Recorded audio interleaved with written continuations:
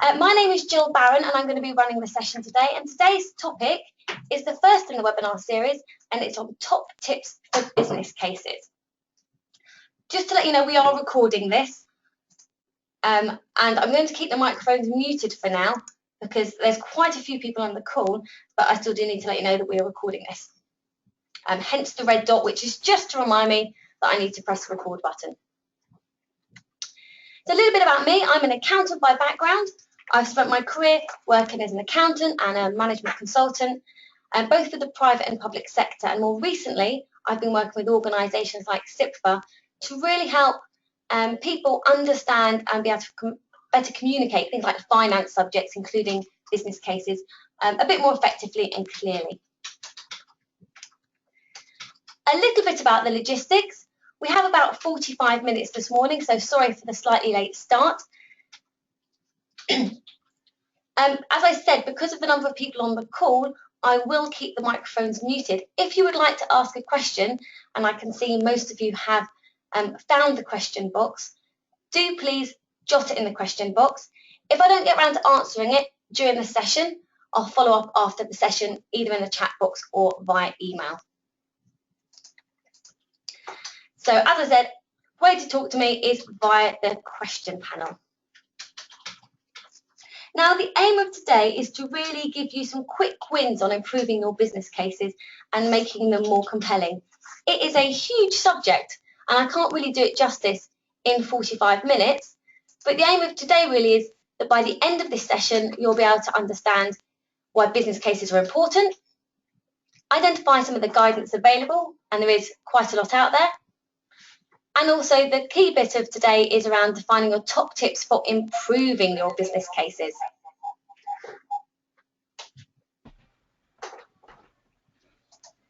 So this is how we're going to cover it. Our agenda, the case muted. Cases, some guidance, some top tips, and time again for answering any questions I haven't picked up during the session.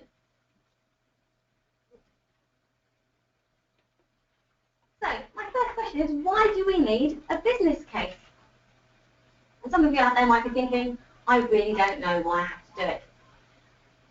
Well, there are a number of reasons, but for me, there's two.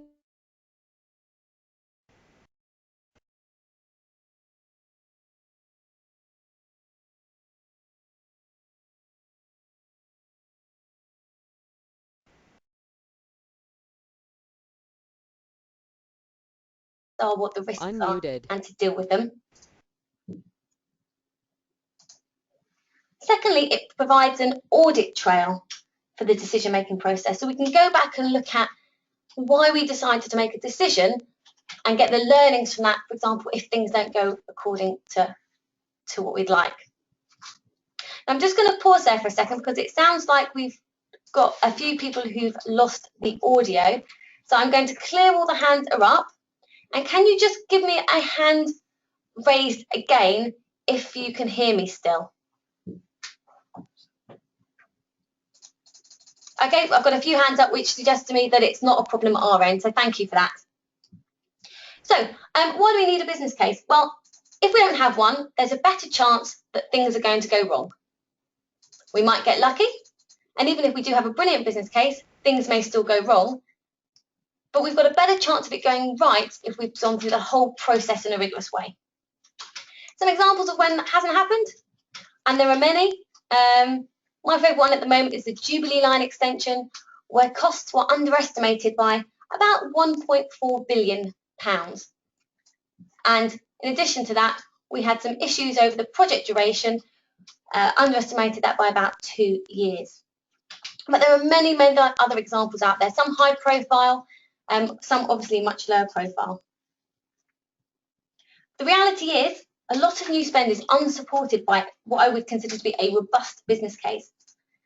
And the business cases that we have are often poorly presented, inherently optimistic, and so offer suboptimal value for money. And I'll talk a little bit about that optimism bias a bit later on, but that was the case in the Jubilee line extension. We were overly optimistic in how much we thought it was going to cost and how long it was going to take. So what does a good business case look like? If you've got any thoughts, feel free to drop them into the question box. It's probably the best way of chatting to me. So thoughts on what a good business case looks like, and I'll start talking through what I think are some good things we should be looking for.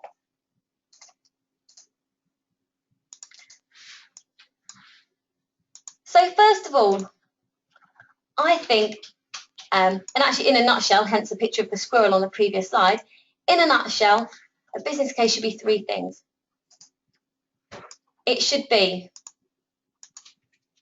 concise, it should be clear, and it should be correct. So what do I mean by those things? Clear is about how clear and unconfused the message is. So can I pick up this business case and say, actually, I can see exactly what the situation is here, I can see what my options are, and I can see this is the decision. Concise is around how long it is and how neatly it's written, I guess. So are we putting lots of information in that we don't need? Is it superfluous? And thirdly, correct. Now, I'm an accountant, so this is the one that probably means the most to me, but the information there should be correct. It should be accurate, it should be factually correct, and also it should be complete. So I think I've had some people commenting on what a business case should look like. Should be a financial forecast, yes. James mentions a 5-case model, which is brilliant because I'll talk about that in a couple of slides' time. So in a nutshell, our business case should be clear, concise, and correct. So my top tip, number 1, is to use the guidance available. There is a book out there called we call it the Green Book. Officially, I think it's called the Appraisal and Evaluation in Central Government. It's about 118 pages long, and it's a really good source of information, for example, around things like discounting techniques and uncertainty. So again, can I have a quick show of hands if you've used or come across the Green Book? And I'm hoping most of you will say that you have.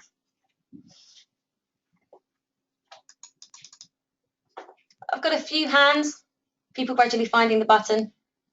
Brilliant. As I said, it's a really useful document. The guidance is there for a reason. It's not the most user-friendly book I think I've ever come across, but I believe it's being revised. If you've not come across it, then it's really easy to find. If you go to the Dove.uk website and just search for Green Book or Appraisal, something like that, it will come up with the document itself and also a whole bunch of supplementary guidance, some of which I will talk about a bit later on, including the Optimism Bias guidance, which I think is probably one of the most useful. The other guidance that is available, and fewer people have probably come across this one, and this is the 5-case model. Sorry, it says links will be provided in the chat box. Actually, they won't be, but if you go to the Dove.uk website, it's really easy to find. The second useful document that you may be less familiar with is the 5-case model. I think to give the document its full name, Public Sector Business Cases Using the 5-Case Model. Now, I think the name's a bit confusing because we talk about business cases and we have the strategic outline case, the outline business case, and then the full business case. This is actually a framework for thinking about the terms, business cases in terms of how the interventions can best be delivered. So it's more about a viewpoint or a different perspectives we can look at the case from. And the model says for each business case and for each stage in the process, we should be considering 5 different perspectives.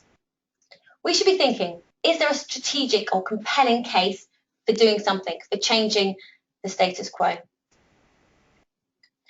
We should think about the economic case. So are we optimizing public value? And this is the one that people tend to think of when we're talking about business cases, because this is where the number crunching happens. This is the bit the accountants get excited about. But this is only one perspective. Even if the numbers work out, can we go to the market and find someone who wants to work with us on this? So is the potential deal achievable and attractive to the marketplace?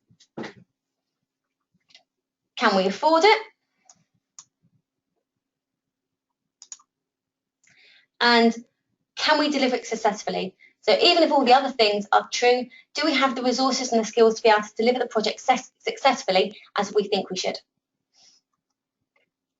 So my first top tip is to follow the guidance available, the Green Book, and also this for helping you understand the different perspectives you need to look at. In the appendix to this document, there's some guidance about how you can structure business cases, which bits you need to focus on, depending on which stage of the process you're in. So obviously, when you're at strategic outline case, it's going to be the strategic which gets most focus, but we also do need to consider the others. If you want to learn more about this, I believe the SIPFAR e-learning on this, their Better Business Case program, has gone live as of this morning. So go and have a look at that. There's also some face-to-face courses you can find out about on the SIPFAR website.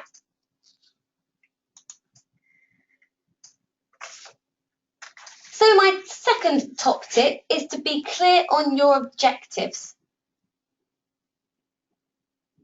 So there are two key elements to this. First of all, as an organisation, what are you trying to achieve? What are your objectives overall? And I'm constantly amazed by how many organisations I go into, public and private, who struggle to clearly articulate what they're trying to achieve as an organisation. The reason I think this is really important is if you don't know what you're trying to achieve as an organisation, how can you know whether the intervention you're thinking about or the options you're considering will take you towards those objectives? The second part of that is, what is the objective of the actual project, and how are those objectives going to be measured so that you can see how well those options you're considering will meet against those objectives? So before you start anything else, what is it that you're actually trying to achieve?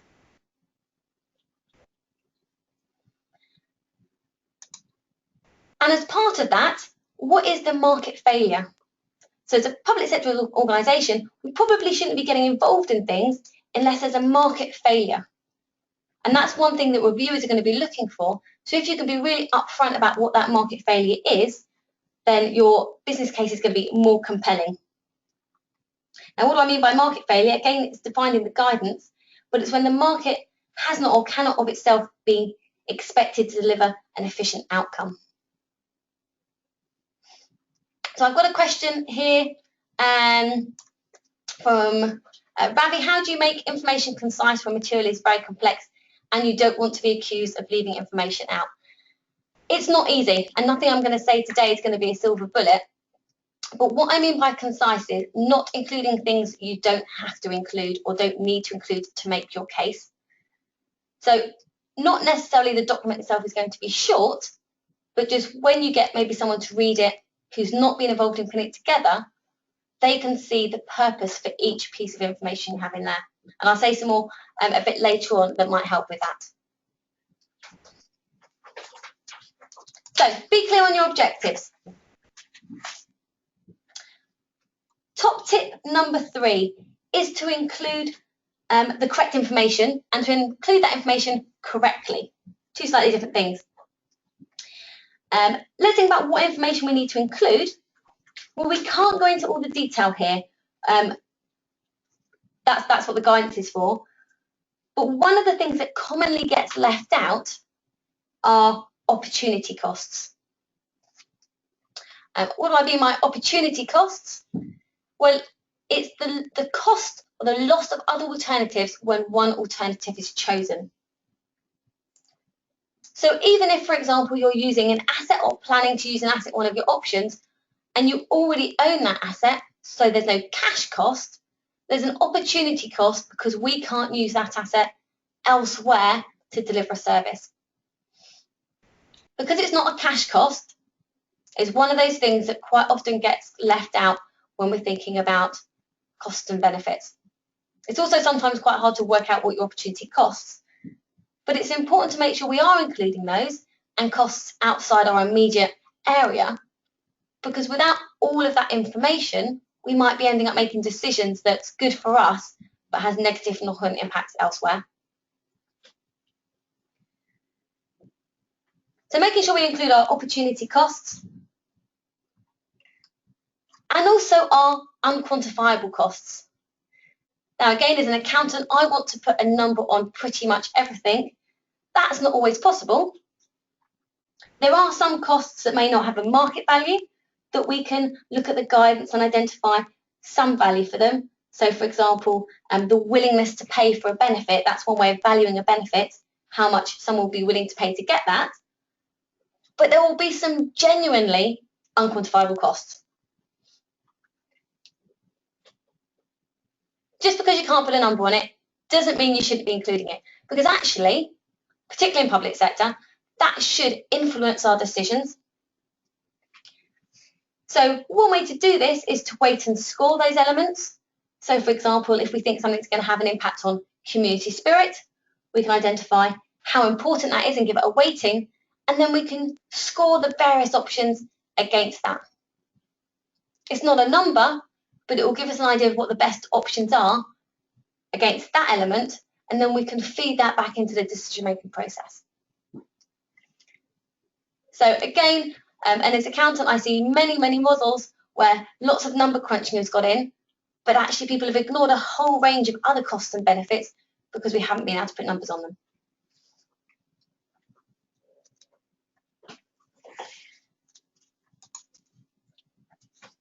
Okay, so top tip number 4. Let's be clear, your numbers are wrong. However good you think you are at doing business cases, the numbers you're going to have in there are going to be wrong because they're assumptions and they're estimates. And quite frankly, I'd be very suspicious if your numbers ended up being spot on. The key thing to do is to make your business case robust enough to deal with that. So to deal with differences in reality from your assumptions and estimates. And there are a number of different ways you can make your case more robust. The first one is to be really key on your assumptions, really clear on your assumptions. So this is my golden triangle. It's no longer golden because CITFA branding pops it into pink. So it's going to be my pink triangle of assumptions. Every assumption or every piece of data that goes into your business case should have an owner. So someone who is accountable for that piece of data, someone whose name goes next to it. Now, this isn't so we can shout at them when it turns out to be wrong. This is to allow for accountability. It means that we can go back and if we have a question about that data, we can go back to that person and clarify it. And it also, from my experience, improves accuracy. So if someone knows that their name is going to be associated with a piece of data, they're generally more careful about the accuracy of it. So making sure every piece of data has an owner, I think, is a really useful thing. In addition to that, every piece of data or assumption or estimate should undergo a process of challenge by someone else, just to really kick the tires to make sure that it is the best information that we can get given the situation. And finally, I'd like to see it documented. As I say, I'm an accountant, I'm an ex-auditor, I like audit trails. And again, the reason being is in 2-3 years' time,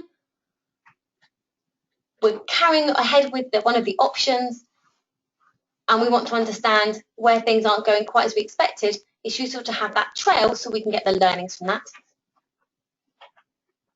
So my golden triangle of assumptions. That's going to make things more robust, as is making sure we're taking into consideration our optimism bias. So this is, we think things are going to be cheaper and we think things are going to take less time than they actually do. Now, I'm a pessimist. I would say I don't include optimism bias in my business cases, but actually it's a demonstrated systematic tendency for project appraisers to be overly optimistic. It's just one of those things. The Treasury have issued some guidance called the Optimism Bias Guidance. It's a really useful thing. It gives you a starting point for how you want to increase your costs and your time periods to reflect reality. And it's based on a big empirical study, so it's actually driven by facts and information that has been confirmed. The main reasons you get optimism bias in capital costs is because we've had our scope and objectives poorly defined. That's going back to my second top tip. We need to get scope creep, and partly that poor definition is because we've not identified stakeholder requirements, meaning we miss out costs or potentials for delay at the business case stage. The other reason for optimism bias for things not turning out quite as we expected is poor management of projects during the implementation stage, causing delays. So, on a software development project, what do you think the starting point would be for the uplift on capital expenditure? So I'm going to open a poll.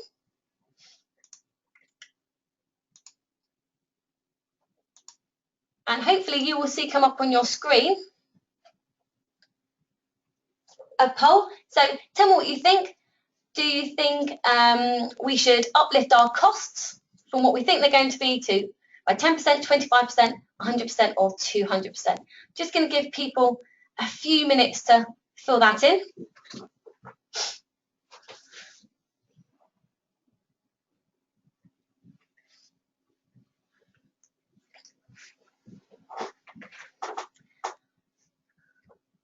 I've got most people voted, so I'm just going to give 30 more seconds just to vote if you haven't already done so. And we've got some quite interesting results because quite a few of you are think we've got a bit of optimism bias. So at the moment we're standing at 46% say 25%, 40% say it's should be uplifted by 100%, and we've got a few outliers as well.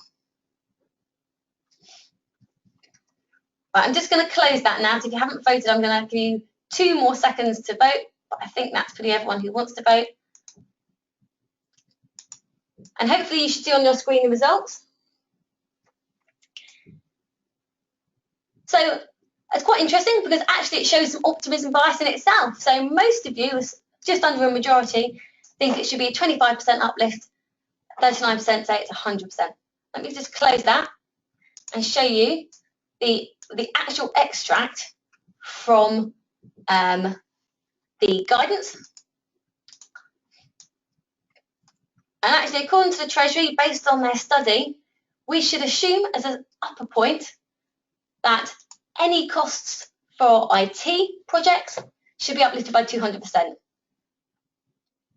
And so this is based on a study. And you can then manage that down. So if, for example, you can show that you're managing the risks that would cause potential spend. For example, you've done the adequate stakeholder management, you've done the adequate procurement, you've addressed the uncertainty problems, then you can get that down. But actually, you would still have to uplift your costs by at least 10%. And I've always found that quite interesting because it just goes to show how much optimism we have. So bear in mind your optimism bias. So that's talking about assumptions, talking about optimism bias. The third thing you can do is making sure you do adequate sensitivity analysis. What do I mean by that? Well, I've said your number is going to be wrong. Sensitivity analysis allows us to determine how wrong they can be without it being a problem. So, for example, would a 10% increase in our construction costs, would that increase our costs but would still make this the best option, or would it completely change our point of view? It's a bit like kicking the tyres of your data. The reason I think sensitivity analysis is particularly key is because it avoids spurious accuracy. If you're showing a range of possible outcomes, people don't become obsessed about the number that you're showing them being the absolute how much it's going to cost or what the net benefit is.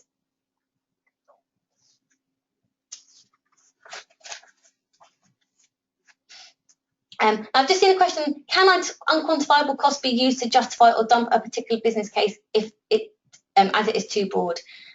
Potentially, yes, it could do. And I have seen business cases, let's say back engineered. So we identify what we want to be the case and then we back engineer the business case to fit what we think the decision should be. And quite often I guess the unquantifiable area can be where that happens.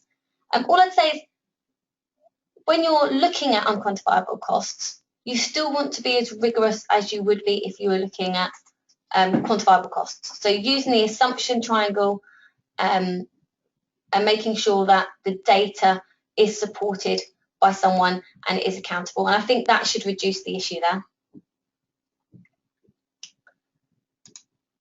Okay, top tip number 5, don't duck the risks.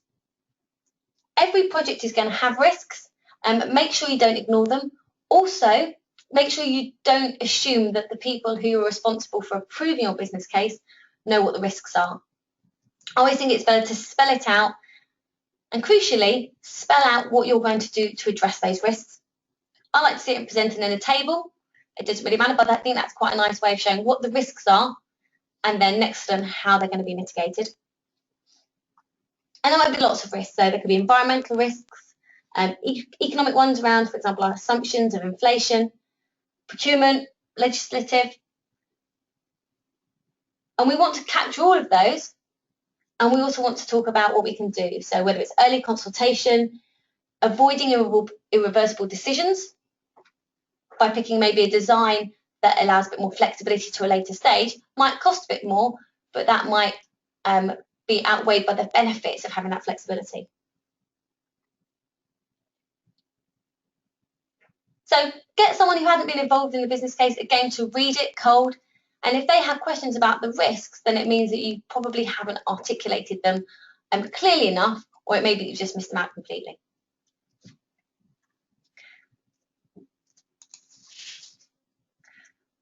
Top tip number 6, be proportionate. So the Green Book talks about 3 types of case. We've got this strategic outline case, we've got the outline business case, and we've got the full business case. For the strategic outline case, this is the one that includes the basic project concept and has enough detail to support an informed decision about whether to proceed to the next step. So for the strategic outline case, how many pages do you think that should be? Roughly.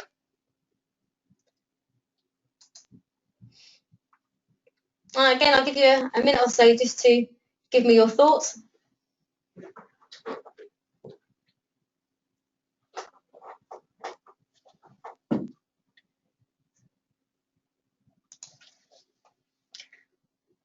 And you're voting much quicker this time around. I'm going to assume that's because you're more familiar with the software rather than because this one's an easier question.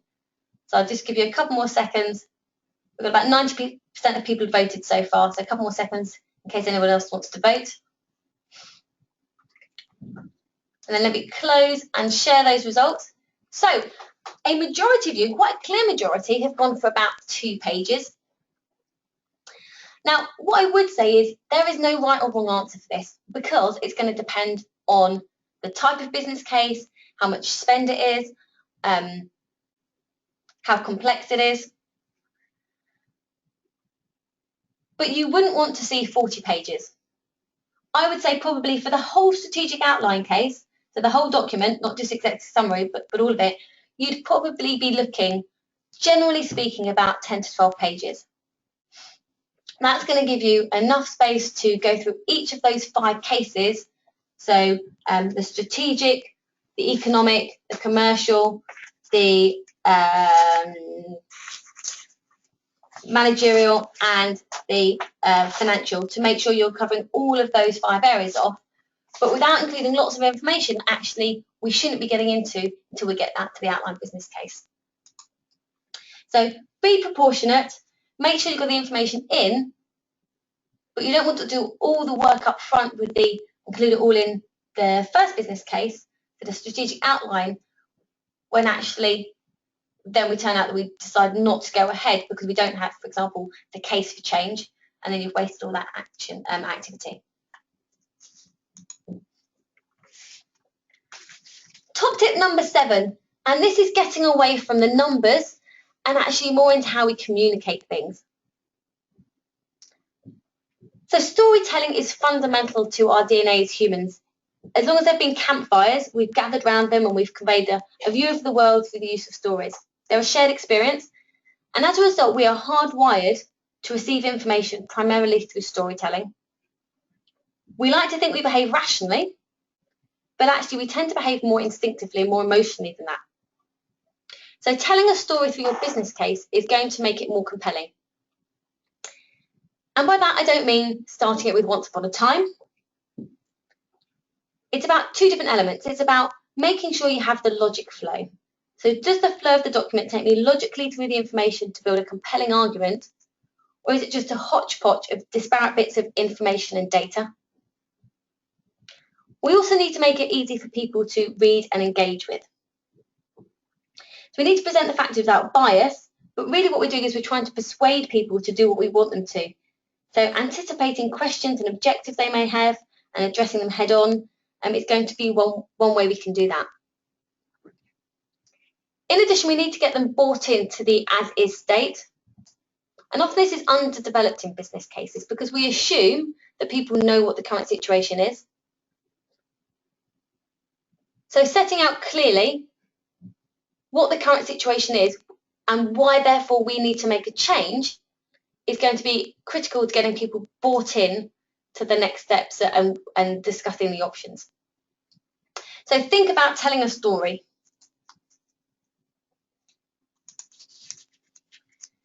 And write it well. Now, if you're anything like me, I did scientific A-levels, I did a science degree, I then became an accountant, so I'm physically incapable of writing elegant prose. But you know what, that's okay, because we're not writing to impress people, we should be writing to inform them. So bear that in mind. Write it in a way that is going to be easy for people to understand, rather than something that's going to win you an award for your elegant writing. Get someone to go back and read it. I always use my husband because he's very critical. I give him a copy of whatever I need reviewed, get them to read it and see if they have any thoughts on bits that don't make sense, bits that have been overcomplicated, for example. And I always go back and look at things myself at least a couple of times to make sure it still reads well and the key messages coming out. You'd also want to obviously have things like an executive summary. And as I think I said earlier on, the 5-case guidance in the appendix has some suggestions for headings for structures.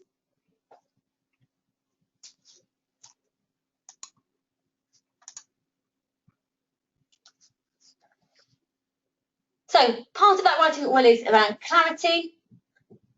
Make sure you're writing to impress and to inform and not to impress.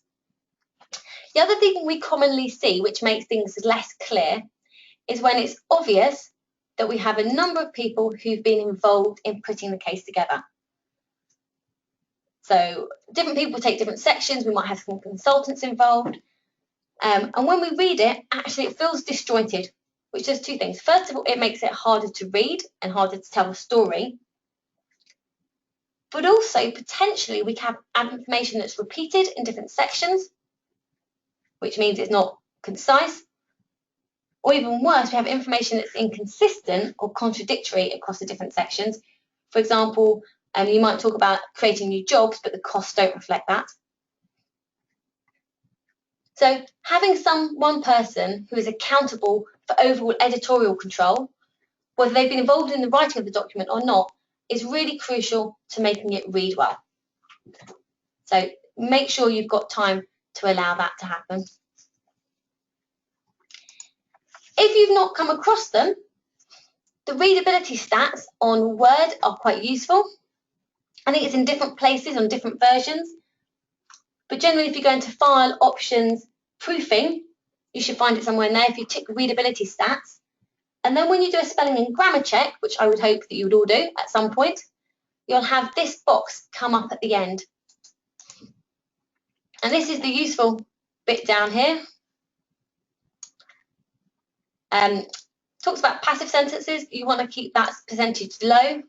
But more importantly, this Fleisch reading ease and the grade level, they say the same thing in slightly different ways. So probably focus on the reading ease. this gives you an idea of how complicated your document is to read. So, for example, Dr. Seuss, if any of you read Dr. Seuss, he generally comes out as over 100, green eggs and ham. If you read a very technical university level document, it's probably going to be below 30. It's quite hard with the business case because it's quite often quite technical, but if you're getting less than 30 when you're doing the review, then you probably want to go back and think about whether you're overcomplicating things, using long words when short words would do. I've heard some people describe it as right for a tabloid, not for a broadsheet, but actually even broadsheets tend to use pretty straightforward language these days. So I like the readability stats. Probably best not to get too obsessed by them. I have had colleagues who sort of desperately try to rewrite things so it gets to 50. Don't worry too much, but it gives you an indication of how clearly you're writing.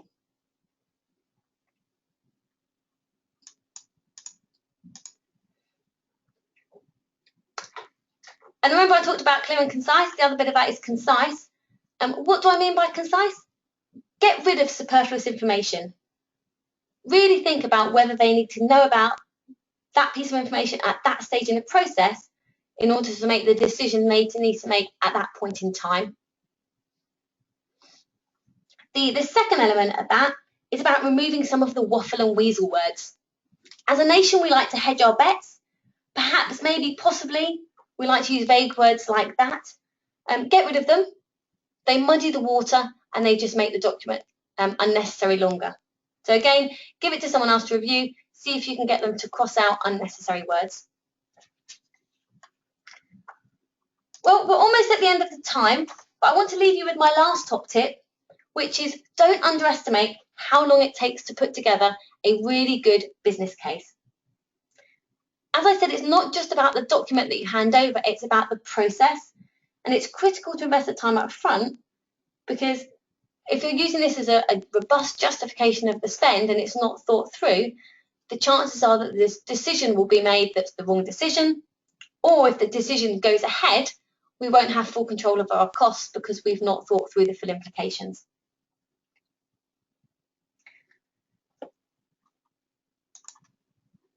So this is a summary of my top tips. Use the guidance, be clear on your objectives, make sure you're including the correct information and correctly, and make it robust, don't duck our risks, be proportionate, write it well, tell a story, write it well, and don't underestimate how long it takes.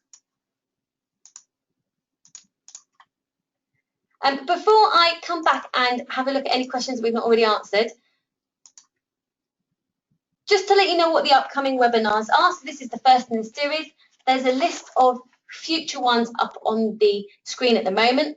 So I would recommend signing up as soon as you can. Other than that, I would just like to say thank you for coming. I'm hoping that you're all happy that we've talked about why business cases are important. We've identified the guidance, and I do recommend that you use it. It is really valuable. And we've talked about our top tips. So let me just go back to questions.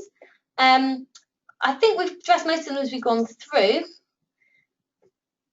And I believe that in the question box there's also a link to the e-learning. So hopefully that works for everybody. How do you ensure objectives are smart? This is not always easy. Absolutely, it's not easy at all. And it might be that you never come up with objectives that are particularly textbook in terms of smartness. What I would say is sitting down and forcing people to attempt to make smart objectives. The thought process in itself is going to help with clarity. So even if you don't end up with an end product which you think is exactly what you're looking for, the thought process of getting people in a room and saying, what are your objectives, is incredibly valuable. Now, I'm just going to try and put my webcam on for a couple of minutes while I'm answering these questions. As I say, we had some technical problems, but my webcam is up and running. And sorry, I'm going to look down to the screen while I'm talking, but just to look if we've got any other questions. What about success criteria, Dave asks? Absolutely. This is one thing that you would also want to make sure you're including. And it links to the objectives as well. So how do you know what success looks like is linked to your objectives. And again, I think you need to have something like a table in there showing how you're going to measure the success. But you can't do that unless you know what you're actually trying to achieve.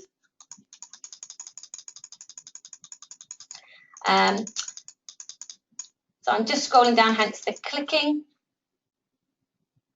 Melanie said, with optimism bias, should this only be included at the option appraisal stage?